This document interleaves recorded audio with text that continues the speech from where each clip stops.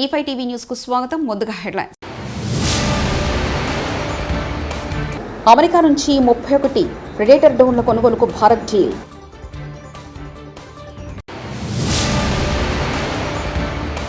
రాజకీయాలకు అతీతంగా అభివృద్ధికి సహకరిస్తాం సీఎం రేవంత్.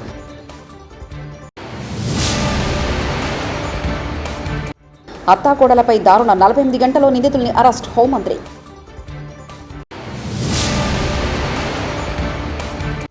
రియల్ టైం పరిష్కారాల కోసం స్టార్టప్ల ఆహ్వానం మినిస్టర్ నారా లోకేష్.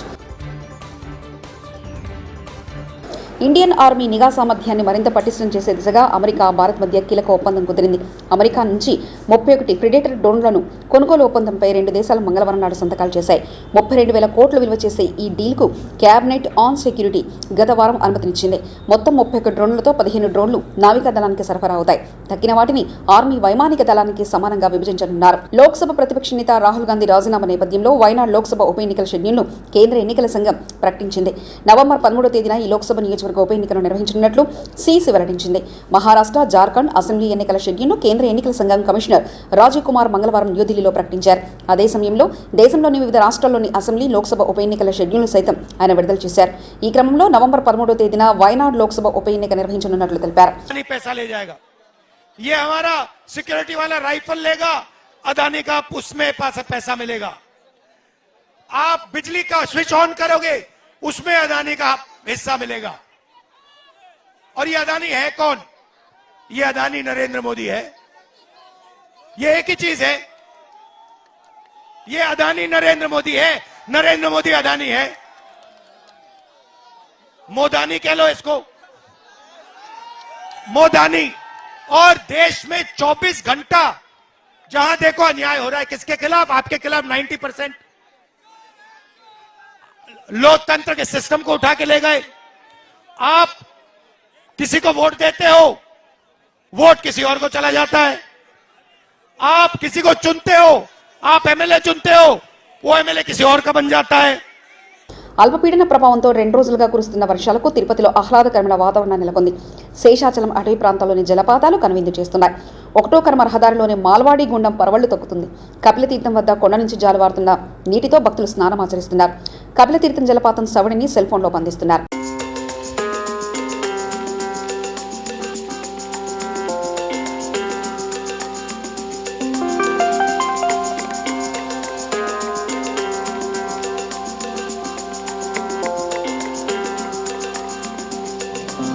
రాజకీయాలకు అతీతంగా రాష్ట్ర అభివృద్ధి కోసం కేంద్రంతో కలిసి పనిచేస్తామని సీఎం రేవంత్ రెడ్డి పేర్కొన్నారు. దేశంలో అతిపెద్ద రాడర్ స్టేషన్గా పూడూరు మండలంలో ఏర్పాటు చేసిన కేంద్రం నిలుస్తుందని సీఎం అన్నారు. వికారాబాద్ జిల్లా పూడూరు మండలంలో భారత్ నేవీ ఏర్పాటు చేస్తున్న రాడర్ స్టేషన్ శంకుస్థాపన కార్యక్రమంలో సీఎం రేవంత్ రెడ్డి, కేంద్ర రక్షణ శాఖ మంత్రి రాజ్నాథ్ సింగ్, కేంద్ర మంత్రులు కిషన్ రెడ్డి, బండి సంజయ్, రాష్ట్ర మంత్రి కొండా సురేఖ, ఎంపీ కొండా విశ్వేశ్వరరెడ్డి, ఎమ్మెల్సీ పట్నం మహేందర్ రెడ్డి తదితరులు పాల్గొన్నారు. రాడర్ స్టేషన్కు భూమి పూజ చేసిన అనంతరం సీఎం మాట్లాడుతూ దేశ రక్షణలో తెలంగాణ భాగస్వామ్యం కీలకమన్నారు. చాలా మంది చాలా రకాలుగా ఈ అంశాన్ని వివాదం చేయాలని ఇక్కడ విఎల్ఎఫ్ నిర్మించడం ద్వారా తెలంగాణ ప్రాంతానికి లేదా ఈ వికారాబాద్ జిల్లా ప్రజలకు అన్యాయం జరుగుతుందని అపోహలు కలిగించే ప్రయత్నం చేస్తున్నారు. నేను ఒక మాట స్పష్టంగా చెప్పదలుచుకున్నా. సేమ్ విఎల్ఎఫ్ తమిళనాడులో 1990లో ప్రారంభించారు. 34 సంవత్సరాలైన ఎలాంటి చిన్న నష్టం కానీ, ప్రకృతికి కష్టం కానీ, ప్రాంత ప్రజలకు ఎలాంటి ఇబ్బంది కానీ తమిళనాడులో జరగలేదు. ఇవాళ దేశంలో 2వ విఎల్ఎఫ్ వికారాబాద్ ప్రాంతంలో మన ప్రాంతంలో రావడం, ఈ ప్రాంతానికి గడ్డం ప్రసాద్ కుమార్ గారు స్పీకర్ గారు ప్రాతినిధ్యం వహించడం, ఈ జిల్లాకు ముఖ్యమంత్రిగా నేను ప్రాతినిధ్యం వహించడం, మన హయాంలో ఇంత మంచి కార్యక్రమాన్ని తీసుకొని ఈ ప్రారంభోత్సవ కార్యక్రమాన్ని సొంత పార్టీపై విమర్శలు చేసిన MP Dharmapuri Arvind BJP party అధికారంలోకి ఎందుకు రావడం లేదు? జేహెచ్ఎంసీలో 48 సీట్లు గెలిచిన బీజేపీ అసెంబ్లీ ఎన్నికల్లో ఒక్క ఎమ్మెల్యే సీటు ఎందుకు గెలవలేదు? అధికారంలోకి వస్తామన్న పరిస్థితి నుంచి 8 ఎమ్మెల్యే సీట్లే వచ్చాయి. లోక్సభ ఎన్నికల్లో బీజేపీకి ఓటేసిన ప్రజలు అసెంబ్లీ ఎన్నికల్లో ఎందుకు వేయలేదు? బీజేపీ అధికారంలోకి వస్తే ఎవరికి చెప్పు కింద తొక్కిపెట్టాలో మాకు తెలుసు. ఈ అంశాలపై బీజేపీ అధిష్టానం ఆలోచన చేయాలంటూ బీజేపీ ఎంపీ ధర్మపురి అరవింద్ వ్యాఖ్యానించారు. ప్రభుత్వంలోకి రావాలి, ఎట్లా రావాలి, వచ్చినాక ఎవరిని చెప్పు కింద తొక్కి పెట్టాలి, ఇవన్నీ మాకు తెలుసు. ఎట్లా ఎందుకు వస్తలేదు అన్నది నా ప్రశ్న. ఇది భారతీయ జనతా పార్టీ సాల్వ్ చేసుకోవాలి. 48 వచ్చిన జిహెచ్ఎంసీ ఎన్నికల్లో ఒక్క ఎమ్మెల్యే సీట్ ఎట్లా గెలవము? ప్రభుత్వం వస్తుంది అన్న పరిస్థితి నుంచి మాకు 8 సీట్లే ఎందుకు వస్తాయి? వీటి మీద హోల్సేల్ గా ఆలోచన చేసే పనిలో పార్టీ ఉండాలా. ప్రభుత్వం ఎందుకు రాదు, ఎట రాదు? ఇక్కడ ప్రజలు ఓటేనికే సిద్ధంగా ఉన్నారు. పార్లమెంట్ వేసినోడు అసెంబ్లీకి వేయడా? ఎందుకు వేస్తలేరు అసెంబ్లీకి? జిమ్మేదారు ఎవరు? The problem lies with us. Take control of the administration అని తొక్కిరు కదా అని ప్రభులకు. బేగంపేట ఎయిర్పోర్ట్కు చేరుకున్న కేంద్ర రక్షణ శాఖ మంత్రి రాజ్నాథ్ సింగ్కు స్వాగతం పలికిన కేంద్ర మంత్రులు కిషన్ రెడ్డి, బండి సంజయ్. రాజ్నాథ్ సింగ్ కాలు మొక్కిన బండి సంజయ్.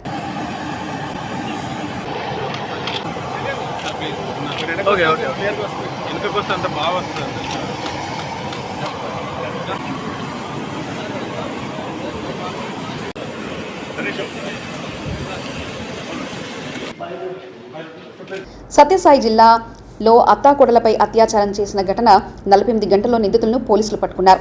ముఖ్యమంత్రి చంద్రబాబు నాయుడు ఆదేశాల మేరకు ఈ ఘటనలో నిందితులు నేరుగా వేగంగా శిక్ష పడాలని ఆదేశాలు జారీ చేశారు హోంమంత్రి వంగలపూడి అనిత అన్నారు.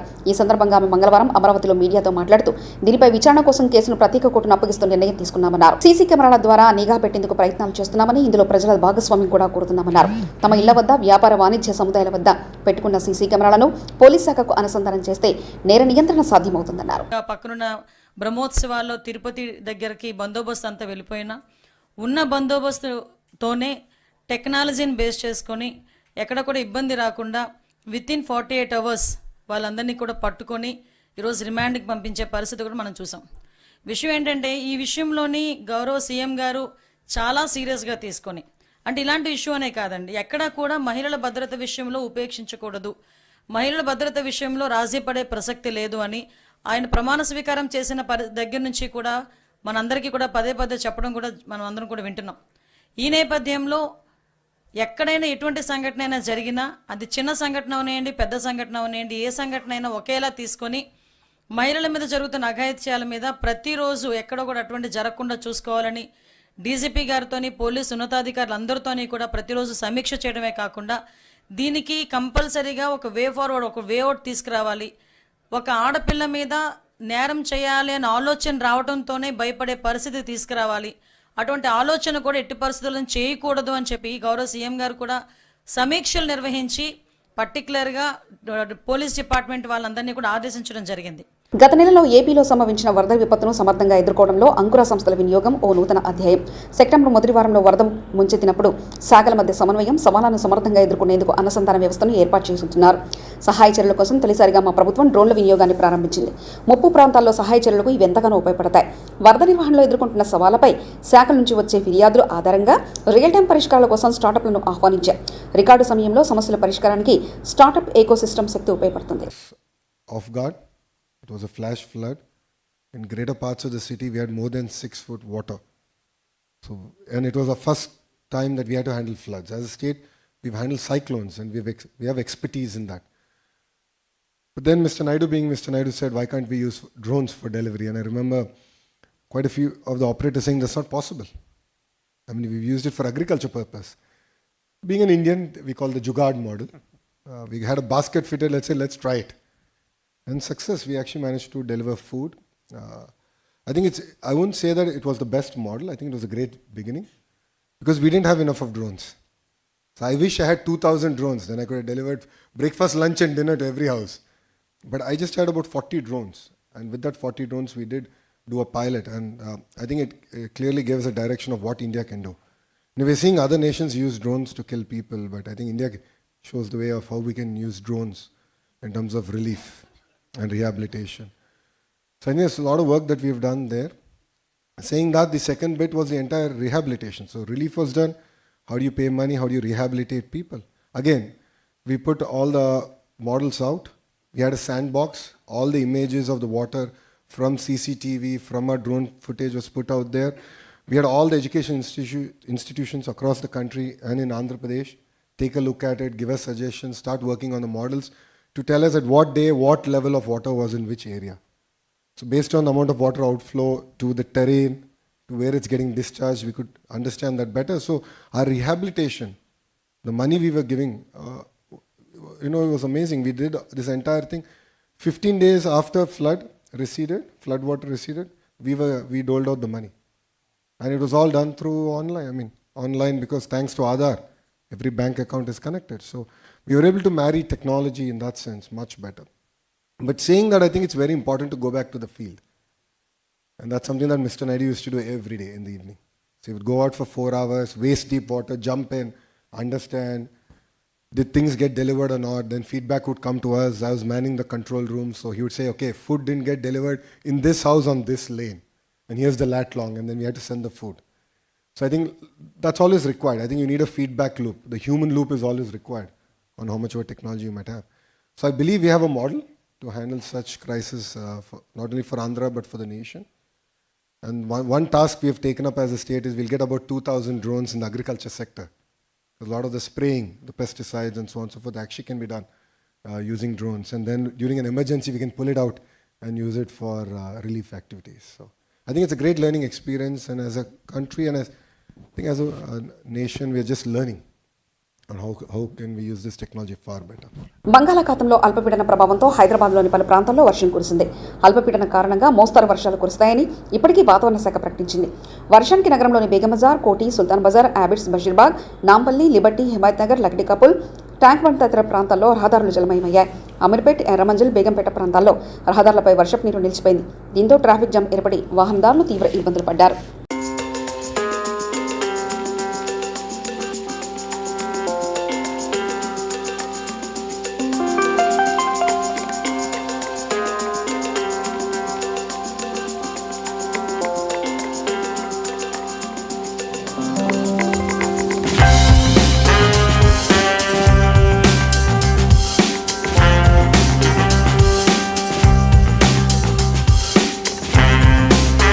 సుల్తానాబాద్ మండలం అతను మంచిర్యాల పోలీస్ స్టేషన్లకు వచ్చి ఫిర్యాదు చేసిందేమనగా తాను కోమటి సత్తయ్య, రసుల్పల్లి, జైపూర్ మండలం మరియు సొంపెట్టి సంపత్ హమాలీవాడలతో కలిసి 10 సంవత్సరాల క్రితం గర్మిల్లా శివార్లోని సర్వే నంబర్ 180/1 నందు చెరువు 1000 గజాల చొప్పున స్థలం కొనుగోలు చేసి స్థలం చుట్టూ సిమెంట్ ప్లేట్ ఫెన్సింగ్ ఏర్పాటు చేసుకోగా గత నెల కుంట శ్రీనివాస్ అట్టి సిమెంట్ ప్లేట్లను ధ్వంసం చేసి తమ ముగ్గురు స్థలాన్ని ఆక్రమించుకొని పైగా ముగ్గురు మంచిర్యాల పోలీస్ స్టేషన్ నందు ఫిర్యాదు చేయగా కుంట శ్రీనివాస్పై 3 కేసులు నమోదైనాయని, ఆయనను అతను తన పద్ధతి మార్చుకోగా గత వారం కింద అట్టి స్థలాన్ని ఆక్రమించుకోవాలనే ఉద్దేశంతో భూమిని కొల్చాడు.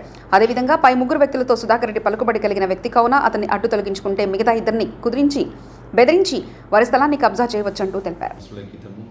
మంచికి చెరి ఒక 1000 గజాల స్థలము కొనుక్కోవడం జరిగింది. అది రిజిస్ట్రేషన్ చేసుకున్నారు. దానికి ఫెన్సింగ్ అది అంతా వేసుకోవడం జరిగింది. కానీ గత నెలలో సెప్టెంబర్లో ఒక కుంట సీను అనే వ్యక్తి, అతనిది గుంజపడుగు విలేజ్, మంతని మండలం, పెద్దపల్లి జిల్లా. వీళ్ళ ల్యాండ్లకు పోయి ఇక్కడ నా ల్యాండ్ ఉంది, ఇది నాదే అని వాళ్ళ వేసుకున్న ఫెన్సింగ్ పోల్స్ అన్ని పగలగొట్టి అక్కడ దర్శనం చేసి ట్రెస్పాస్ అయ్యి పగలగొడితే దాని మీద వీళ్ళు ముగ్గురు ఇచ్చిన దాని మీద 3 కేసులు రిజిస్టర్ చేయడం జరిగింది. దాంట్లో అరెస్ట్ చేయడం జరిగింది గత నెలలో.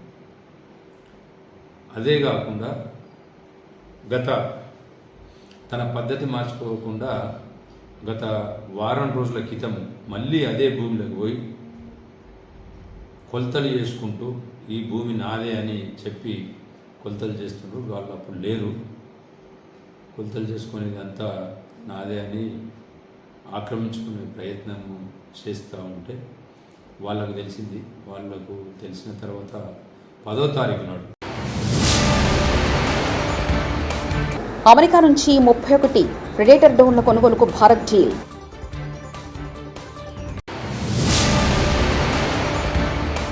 రాజకీయాలకు అతీతంగా అభివృద్ధికి సహకరిస్తాం సీఎం రేవంత్.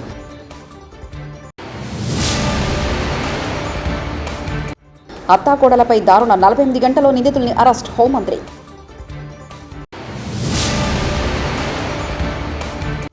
రియల్ టైం పరిష్కారాల కోసం స్టార్టప్ల ఆహ్వానం మినిస్టర్ నారా లోకేష్.